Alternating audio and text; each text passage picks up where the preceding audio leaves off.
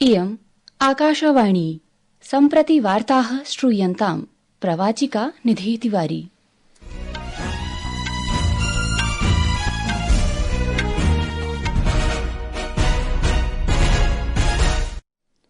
आदौ मुख्यवार्ताः।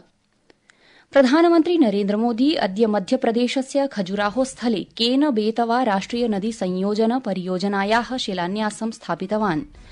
राष्ट्रमद्य पूर्व प्रधानमन्त्रिणः अटल बिहारी वाजपेयी वर्यस्य शततमीं जयन्तीं सुशासन दिवसत्वेन आमानयति। केन्द्रीय गृह सहकारिता मन्त्री अमित शाहः अद्य नवदिल्ल्यां 10,000,000 नवस्थापिताः बहुद्देशीय प्राथमिक कृषि सहकारी संस्थाः, दुग्धोत्पादक मत्स्यपालन सहकारी संस्थाः च राष्ट्राय समर्पितवान्। अद्य कजाकिस्तानदेशे अक्ताउ विमानस्थानकस्य समीपे यात्री विमान दुर्घटनायां 50,000 जनाः मृत्युम् उपगताः। अपि च क्रिसमस पर्व अद्य सम्पूर्ण जगति महता उल्लासेन परिपाल्यते। ईसा मसीहस्य जयन्त्यवसरे इदं पर्व आमान्यते।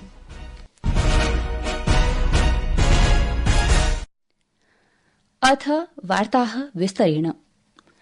प्रधानमन्त्री नरेन्द्र मोदी अद्य पूर्व प्रधानमन्त्रिणः भारतरत्न अटल बिहारी वाजपेयी वर्यस्य शततम्यां जयन्त्यां मध्यप्रदेशस्य खजुराहो स्थले देशस्य प्रथमायाः महत्वाकांक्षिणः बहुद्देशीय केन बेतवा राष्ट्रिय नदी संयोजन परियोजनायाः शिलान्यासं कृतवान्। अत्रावधौ प्रधानमन्त्रिणा देशस्य प्रथमायाः ओंकारेश्वर फ्लोटिंग सोलर इत्येतस्याः परियोजनायाः अपि उद्घाटनं विहितम्।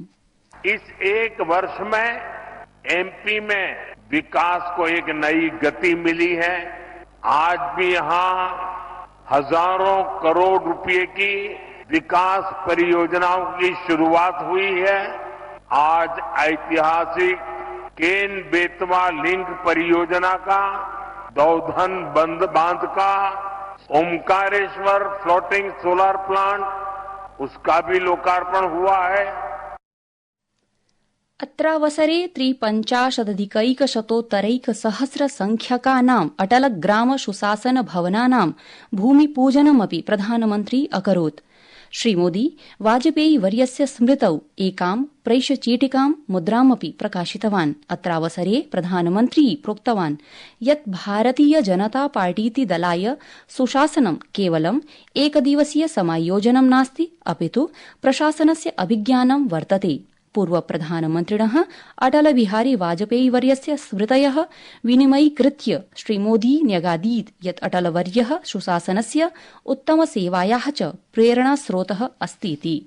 अटल जी की जयंती का ये पर्व सुशासन की, सुसेवा की हमारी प्रेरणा का भी पर्व है। थोड़ी देर पहले जब मैं अटल जी की स्मृति में डाक टिकट और स्मारक सिक्का जारी कर रहा था तो अनेक पुरानी बातें मन में चल रही थी। बरसों तक उन्होंने मुझ जैसे अनेक कार्यकर्ताओं को सिखाया, संस्कारित किया है। देश के विकास में अटल जी का योगदान अमिट रहेगा। प्रधानमन्त्री बाबा साहेब अम्बेडकरस्य भूमिकां प्रशंसयन् अवदत् यत् भारतस्य जलसंसाधनानां सुदृढीकरणाय, जलप्रबन्धनाय, जलबन्ध निर्माणाय च डॉ अम्बेडकरस्य दूरदर्शिता महत्वपूर्णं योगदानं प्रदत्तवती। देशे पर्यटनं प्रवर्धयितुं प्रशासनस्य प्रयत्नान् उल्लेखयन् श्रीमोदी आश्वासितवान् यत् केन्द्रप्रशासनं देशविदेशयोः समेषां पर्यटकानां कृते सौकर्याणि समेधितुं नैरन्तर्येण प्रयत्मानं विद्यते। एतस्मिन् कार्यक्रमे मध्यप्रदेशस्य राज्यपालः मंगूभाई पटेलः, मुख्यमन्त्री डॉ मोहन यादवः, केन्द्रीय जलशक्तिमन्त्री CR पाटिलः च उपस्थिताः आसन्। अवधेयं वर्तते यत् केन बेतवा राष्ट्रिय नदी संयोजन परियोजना 5,644 कोटि रूप्यकाणां व्ययेन स्थापितास्ति। एषा परियोजना मध्यप्रदेशस्य, उत्तरप्रदेशस्य च विभिन्न जनपदेभ्यः सिंचन सौविध्यानि प्रदास्यति, येन लक्षशः कृषकपरिवाराः लाभान्विताः भविष्यन्ति। अस्याः परियोजनायाः कारणात् अस्य क्षेत्रस्य जनानां कृते पेयजलापूर्तिरपि भविष्यति। राष्ट्रपतिः द्रौपदी मुर्मुः उपराष्ट्रपतिः जगदीप धनखडः प्रधानमन्त्री नरेन्द्रमोदी च पूर्वप्रधानमन्त्रिणः अटलबिहारी वाजपेयिनः 100तम जयन्त्यवसरे राजधान्यां नवदिल्ल्यां सदैव अटल स्मारके पुष्पाञ्जलिम् अर्पितवन्तः। अत्रावसरे पूर्वराष्ट्रपतिः रामनाथ कोविन्दः, रक्षामन्त्री राजनाथसिंहः, लोकसभाध्यक्षः ओम बिरलाः, भाजपेतिदलस्य राष्ट्रियाध्यक्षः जेपी नड्डाः, अन्ये च जनाः पूर्वप्रधानमन्त्रिणे पुष्पाञ्जलिम् अर्पितवन्तः। संस्कृत वार्तायाः संस्करणमिदम् इदानीम् आकाशवाणीतः प्रसार्यते। सममेव कार्यक्रमः आकाशवाण्याः अन्तर्जालपटले www.newsonair.gov.in इत्यत्र अथ च न्यूज़ ऑन एआईआर इति चलदूरभाषीय तन्त्रांशे अपि उपलब्धो भविष्यति।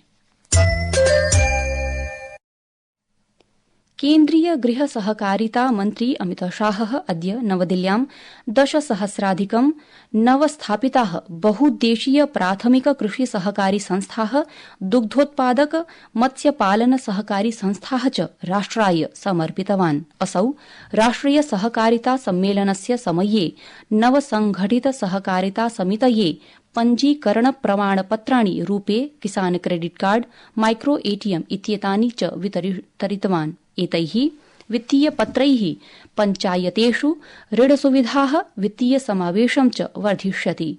अपि च ग्रामीणेभ्यः योजनानां लाभः सरलतया भविष्यति। एताः समितयः ग्रामीणक्षेत्रेषु सहकारी संस्थानानां विकासकार्ये सहायकाः भविष्यन्ति। मन्त्रिणा सबलं प्रकाशितं यत् पूर्वं यदा देशे आधारभूत संरचनाभ्यः प्राथमिकता नैव प्रदत्ता आसीत् तदा पूर्वप्रधानमन्त्रिणा अटलबिहारी वाजपेयी वर्येण स्वर्णिम चतुर्भुज मार्गः शुभारम्भितः। प्रधानमन्त्री नरेन्द्रमोदी आगामी शुक्रवासरे स्वामित्व योजनायाः अन्तर्गतं 50,00,000 संख्यकानि सम्पत्तिपत्राणि वितरिष्यति। श्रीमोदी योजनायाः लाभार्थिभिः सह संवादमपि समाचरिष्यति। योजनायाः अन्तर्गतं ग्राम्य जनसंख्यासु उत वा निवासक्षेत्रेषु प्रत्येकं निवसते सम्पत्ति स्वामिने अधिकारस्य प्रतिवेदनं प्रदास्यते। पञ्चायती राज मन्त्रालयेन उक्तं यत् स्वामित्व योजना एतेषां भूस्वामिनां स्वसम्पत्त्याः मुद्रीकरणं कृत्वा सक्षमं ऋणप्राप्त्यर्थं साहाय्यं करिष्यति तथा च सम्पत्ति सम्बद्ध विवादान् न्यूनीकरणं करिष्यति। पञ्चायती राज सचिवेन विवेक भारद्वाजेन वार्ताहरैः सह वार्तालापं कुर्वता उक्तं यत् अस्याः योजनायाः अन्तर्गतं ड्रोन इत्येतस्य निरीक्षणेन प्रायशः 17,000,000 यावत् ग्रामाणां निरीक्षणं जातम्। क्रिसमस पर्व अद्य सम्पूर्ण जगति महतोल्लासेन परिपाल्यते। ईसा मसीहस्य जयन्त्यवसरे इदं पर्व आमान्यते। अस्मिन् पर्वणि जनाः परस्परम् उपहारान् वितरन्ति। राष्ट्रपतिः द्रौपदी मुर्मुः, उपराष्ट्रपतिः जगदीप धनखडः, प्रधानमन्त्री नरेन्द्रमोदी च जनेभ्यः क्रिसमस पर्वणः शुभकामनाः अयच्छन्। एकस्मिन् सन्देशे राष्ट्रपतिः द्रौपदी मुर्मुः उक्तवती यत् क्रिसमस पर्व प्रेम्णः सद्भावनायाश्च सन्देशं यच्छति।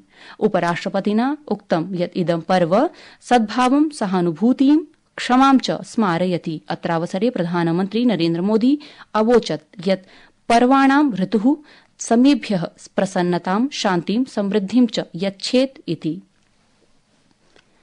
अद्य कजाकिस्तान देशस्य अक्ताउ विमानस्थानकस्य समीपे यात्रिविमानं दुर्घटितम्।